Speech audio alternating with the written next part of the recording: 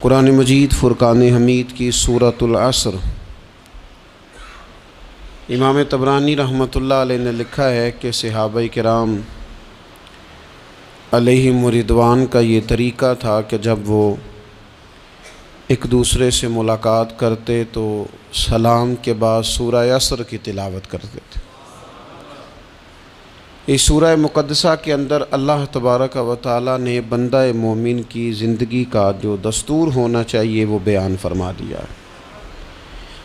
اس کے انتہائی مختصر اور نہایت ہی جامع الفاظ ایک بندہ مومن کو کامیابی کا ایک بڑا رستہ بھی دکھاتے ہیں اور بندہ خسارے سے کیسے بچ سکتا ہے۔ وہ خاص مضمون ہے اس سورہ مبارکہ کا۔ دنیا میں کوئی شخص بھی ایسا نہیں ہے جو زندگی میں کسی بھی موقع پر خسارہ اٹھانا چاہتا ہو، وہ دینی ہو، دنیاوی ہو، مالی ہو، روحانی ہو۔ خسارے سے انسان بچنا چاہتا ہے۔ وہ چاہتا ہے کہ کچھ بھی ہو جائے میں نقصان میں نہ جاؤں۔ میں نے یہ بھی سنا ہے بعض لوگوں سے کہ چلو فائدہ نہ ہو جائے، برابر برابر ہی ہو جائے، لیکن خسارہ نہ ہو، نقصان نہ ہو۔ لوگ خسارے سے گھبراتے ہیں۔ قرآن مجید کی یہ سورہ مبارکہ ہمیں بتاتی ہے کہ خسارے اور نقصان سے بچا کیسے جا سکتا ہے۔ فرمایا والعصر، زمانہ محبوب علیہ السلام کی قسم ہو، زمانہ محبوب کی قسم، ان الانسان لفی خسر، بے شک آدمی ضرور نقصان میں ہے، خسارے میں ہے۔ بعض نے ایک باریک فرق بھی کیا ہے، کہتے ہیں نقصان ہوتا ہے جو انسان آمدن کے اوپر کاروبار کرتا ہے اور اگر اس میں فائدہ نہیں ہوتا تو لوگ کہتے ہیں مجھے نقصان ہوا ہے، اور خسارہ ہوتا ہے کہ اس کا راس المال بھی ضائع ہونا شروع ہو جائے۔ راس جب اس کی ضائع ہونے لگے تو کہتے ہیں اب خسارے میں چلا گیا۔ فرمایا ان الانسان لفی خسر، بے شک انسان خسارے میں ہے، گویا اس کی جو زندگی ہے یہ اس کے پاس راس ہے، راس المال ہے، وہ بھی اس کا سارا کچھ نقصان میں جا رہا ہے۔ کیا سب کا نقصان میں جا رہا ہے؟ نہیں۔ فرمایا الا الذین آمنوا، سوائے ان لوگوں کے جو ایمان لائے، وعاملوا الصالحات، اور جنہوں نے نیک اعمال کیے۔ فقط ایمان کی بات نہیں کی، ساتھ اعمال صالحہ بھی۔ وہ لوگ نقصان میں نہیں ہیں جو ایمان لائے اور ساتھ انہوں نے اعمال صالح بھی کیے، وتواصوا بالحق، پھر ایک دوسرے کو حق کی تاکید کی، وتواصوا بالصبر، اور ایک دوسرے کو صبر کی وصیت کی۔ فرمایا کہ انسان نقصان میں ہے جس بندے میں 4 خوبیاں پائی جائیں گی وہ نقصان اور خسارے سے بچے گا۔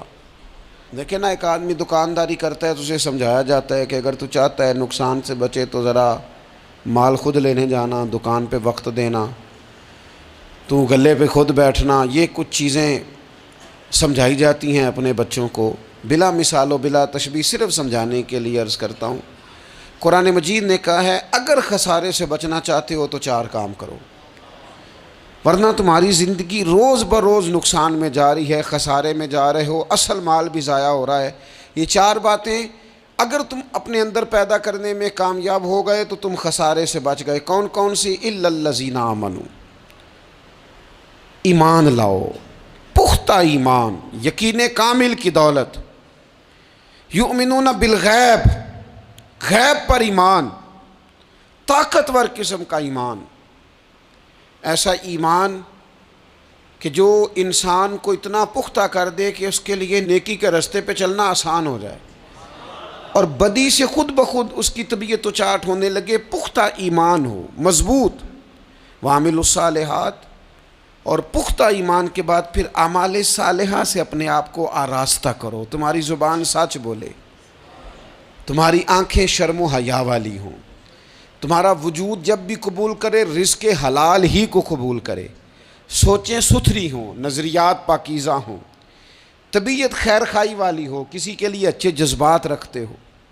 تمہارا وجود نفع بخش ہو، ہمیشہ کسی کا بھلا کرنے کی خواہش طبیعت میں مچلتی رہتی ہو، اعمال صالحہ سے اپنے آپ کو آراستہ کرو، صوم و صلات کی پابندی ہو، نماز کا خیال ہو، نماز کے قیام کا خیال ہو، ظاہری باطنی آداب کے ساتھ اللہ کے حضور عبادت کے لیے حاضر ہونا تمہارا جذبہ ہو، ایمان اور اعمال صالحہ، یہ دو خوبیاں، وَتَوَاصَوْا بِالْحَقِّ، پھر ایک دوسرے کو نا حق کی تاکید بھی کرو، نیرا بیٹھ نہیں جانا نیک اعمال کر کے، حق نے کی ہیں تیرے ذمے دوہری ذمہ داریاں، خود تڑپنا بھی ہے اوروں کو تڑپانا بھی ہے، نیرا تو نے خود ہی نہیں تڑپنا، تیری ذمہ داری یہ ہے کہ کسی اور کو بھی تو تڑپائے، وَتَوَاصَوْا بِالْحَقِّ، تاکید حق کرنی۔ ہمارے اندر نا ایک بہت بڑا مسئلہ ہے، دو حکم ہے شریعت کے، ایک ہے امر بالمعروف، ایک ہے نہی عن المنکر، نیکی کا حکم دینا اور برائی سے منع کرنا۔ میں نے دیکھا ہے کہ بڑی کمزوری پائی جاتی ہے، نیکی کی بات لوگ پھر بھی کر لیتے ہیں، لیکن نہی عن المنکر،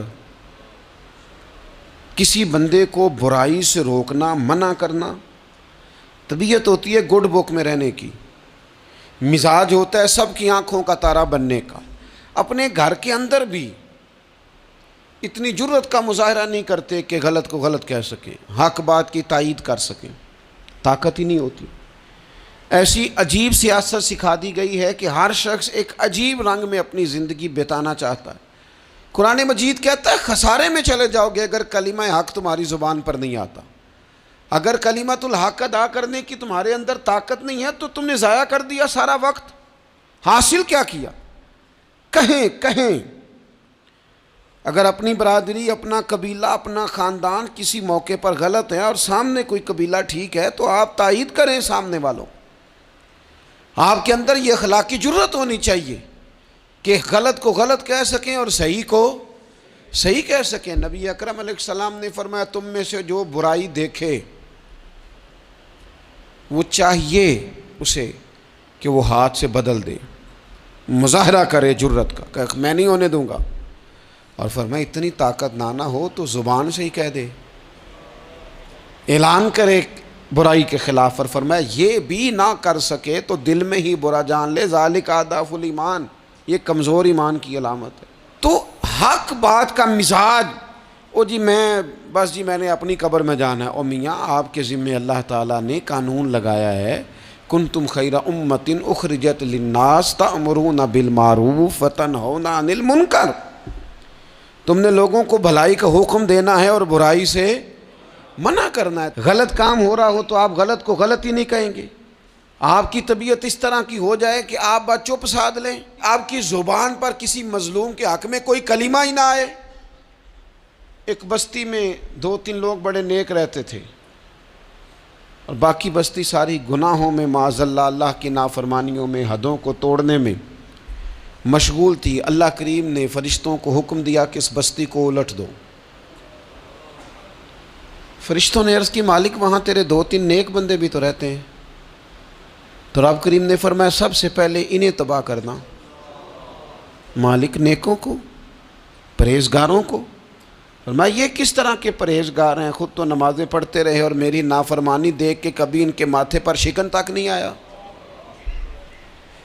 کبھی ان کی طبیعت پر بوجھ نہیں بنا کہ لوگ دین کی حدیں توڑ رہے ہیں میں کم از کم زبان سے ہی کہہ دوں، نہ کبھی سوچا ہی نہیں کہ شریعت اسلامیہ کو سر عام پامال کیا جا رہا ہے اور کوئی کلمہ ان کی زبان سے ادا نہیں ہوا۔ پہلے ان لوگوں کو تباہ کرنا، خود تڑپنا بھی ہے، اوروں کو تڑپانا بھی ہے، اپنی زندگی میں حق کہنے کا مزاج پیدا کریں، کسی کو روکیں کہ میاں یہاں تو غلط ہے۔ ہم سے لوگ مشورہ لینے آتے ہیں، ہم ہاں میں ہاں ملا کے گزر جاتے ہیں۔ اگر آپ کو محسوس ہونا کہ سامنے والا بندہ جو آپ کے پاس بیٹھا ہے وہ بات درست نہیں کر رہا تو یہ جرت پیدا کریں، اگرچہ حکمت سے کہیں، دانائی سے کہیں، اچھے جملوں کا چناؤ کر کے کہیں، لیکن اس کو کہیں، اس کو سمجھائیں کہ یہاں تو بھی غلطی پہ ہے۔ اور غلطی دلیر لوگ مانا کرتے ہیں، دلیر لوگ، بزدلوں نے بھی کبھی غلطی مانی ہے، بزدل تو اپنی غلطیوں پہ دلیلیں دیتے ہیں، نہیں میرا یہ مطلب تھا، نہیں میں یہ بزدل ساری زندگی کہتے ہیں میں ناکام ہوا فلانے کی وجہ سے، میں پیچھے رہ گیا فلانے کی وجہ سے۔ او خدا کے بندے تو بزدل ہے، اس لیے تو نہیں، اگر تو طاقتور ہوتا تو کم از کم اپنی غلطی تو اپنے کھاتے میں ڈالتا، تو اپنی غلطیاں بھی کسی کے کھاتے میں ڈال رہا ہے، یہ بزدلی ہے۔ تو فرمایا ایمان لائیں، اچھے اعمال کریں اور حق بات کی تاکید کریں۔ اچھا جب حق بات کی بات کریں گے تو یہ ہو نہیں سکتا پھر تکلیف نہ آئے، پھر مخالفت نہ ہو، پھر ساری دنیا ٹھیک ہے، یہ ممکن نہیں ہوتا۔ اب مشکل آئے گی تو فوراً کہا وَتَوَاصَوْا بِالصَّبْرِ، ایک دوسرے کو صبر کی وصیت کریں۔ مشکل تو آئے گی، جب آپ حق بات کہیں گے تو کچھ لوگوں کے مفادات پر چوٹ بھی لگے گی، کچھ لوگ مخالفت بھی کریں گے۔ آپ کی زندگی اگر صبر و تحمل والی ہے تو آپ کوئی کام کر جائیں گے، آپ کوئی مشن اس کی تکمیل کر جائیں گے اگر مزاج میں صبر ہے، اور اگر صبر نہیں ہے، ٹھہراؤ نہیں ہے، چند قدم نہیں چل سکتے، تھوڑی دیر بھی آپ آگے کی طرف نہیں بڑھ سکتے اگر صبر نہیں۔ ایک تو یہ ہے نا کہ میرا کمپنی میں گزارا نہیں ہوتا، ایک تو یہ ہے نا کہ میرا دوستوں میں گزارا نہیں ہوتا، اور ایک تو یہ ہے نا میرا دفتر میں صبر نہ ہو، ذمہ داری سے کہہ رہا ہوں، صبر نہ ہو تو ماں باپ سے بھی گزارا نہیں ہوتا۔ میں ذمہ داری سے کہنے لگا ہوں صبر نہ ہو تو بیوی بچوں کے ساتھ بھی گزارا نہیں ہوتا۔ آپ کو صبر کرنا ہے۔ مجھے بتائیے چھوٹا بچہ ہے آپ کا، وہ چھوٹا ہے، اسے پتہ نہیں ہے، وہ کچھ ایسے کام بھی کرتا ہے جو غصے والے ہیں، تو کیا آپ اس بچے کو سزا دیں گے؟ نہیں، آپ صبر کریں گے، آپ سمجھیں گے کہ یہ مقام